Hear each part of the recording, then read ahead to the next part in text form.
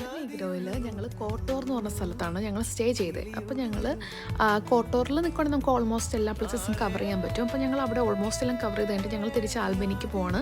എന്നിട്ട് നമുക്ക് അവിടെ കുറച്ച് പ്ലേസസ് കവർ ചെയ്തിട്ട് നമുക്ക് തിരിച്ച് നാട്ടിലിട്ട് ലണ്ടനിലായിട്ട് പോരാം. അപ്പോൾ എന്നെ വഴിക്ക് കണ്ടൊരു സ്ഥലമായിരുന്നു സ്വീറ്റി സ്റ്റീഫ് എന്ന് പറയുന്നത്. നമ്മുടെ ഒരു കടലിന് നടുക്കൊരു ഐലൻഡ് പോലെ. പക്ഷെ നമുക്ക് നമ്മുടെ ലാൻഡിൽ നിന്ന് തന്നെ പോകാൻ പറ്റും.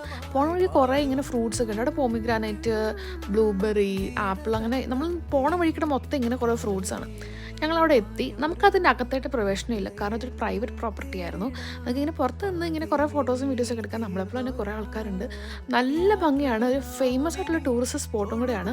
ഇങ്ങനെ വലിയ പൊളിറ്റീഷ്യൻസ്, റിച്ച് ആയിട്ടുള്ള ലക്ഷറി ആയിട്ടുള്ള ജീവിക്കുന്ന ആൾക്കാർ ഇവിടെ വന്നു കഴിഞ്ഞിട്ടുണ്ടെങ്കിൽ മെയിനായിട്ട് ബുക്ക് ചെയ്യുന്ന ഒരു ഹോട്ടലാണിത്. ഇപ്പോൾ അത് പ്രൈവറ്റായിട്ട് ഓൺ ചെയ്തേക്കുന്നതാണ്.